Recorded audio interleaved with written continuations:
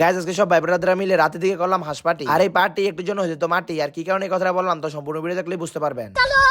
দোকানের পর সবাই বসেছিলাম, তখন একজন বলে উঠলো অনেক দিন হয়েছে সবাই মিলে একসাথে কোনো খাওয়া দাওয়া হয়নি। তাই বললাম চলুন যখন সবাই একসাথে আসি তাহলে আজকে একটা ছোটখাটো প্রোগ্রাম করে ফেলি। তার কি যেভাবে সেই কাজের জন্য চলে গেলাম ব্যাপারী ভাই হোসেন ভাইয়ের কাছে, কারণ তার কাছে গেলে যত রকমের 2 নম্বর জিনিস পাওয়া যায়। যাই হোক বেশি সত্য কথা না বলে তার কাছ থেকে বড় থেকে ছোট সাইজের 2টা সিনাস কিনে আনলাম। এর কারণ হলো আজকের আবহাওয়াটা ছিল পুরো ঠান্ডা, আর এই ঠান্ডা দিয়ে হাঁসের মাংস কোমানোর মজাটাই অন্যরকম। যাই হোক এরপর রাতে থেকে সিনাস 2টার বিসমিল্লাহ বলে বাবুলে সাঙ্গ করে দিলাম। এরপর চলে গেলাম এগুলোর প্রসেসিং এর কাজে। আর এই প্রসেসিং এর মাধ্যমে আমরা এখন পুরো পিকনিকের স্বাদ পেয়ে যাবো। কারণ যারা এইসব হাঁসের মাংস পিকনিক করতে বা বাড়িতে রান্না করে খায় তারা শুধু বলতে পারবে এটা চামড়া থেকে পশম ছিঁড়াটা কত সহজ একটা কাজ, আর সাথে এটা সেন্টিগ্রাম তো একদম ফ্রি। যাই হোক আমরা এসব ফিল নিতে মোটামুটি 1.5 ঘন্টা খেলাধুলা করার পর আমরা আমাদের কাজটা সম্পূর্ণ করতে পেরেছি। এরপর এগুলোকে কাটাকাটি করে ভালো মতো ধুয়ে সিঙ্গাপুর থেকে আগত এক শেফকে বসিয়ে দিলাম পেঁয়াজ রসুন সাবান ছড়া এগুলো দিয়ে মাংসটাকে মেরিনেট করার জন্য। মানে মোটামুটি আজকে তার উপর দিয়ে রান্নার কাজটা চাপিয়ে দিলাম, দেখি যে তার রান্নাটা কেমন। দেন সেখানে দাঁড়িয়ে সময় নষ্ট না করে চলে আসলাম আবার রুটি তৈরি করার জন্য। মানে কি আর বলবো, আমি একা মানুষ আর কত দিকে সামলাবো, পুরো পিকনিকে সবচেয়ে বড় কাচ্চর ব্যক্তি ছিলাম আমি।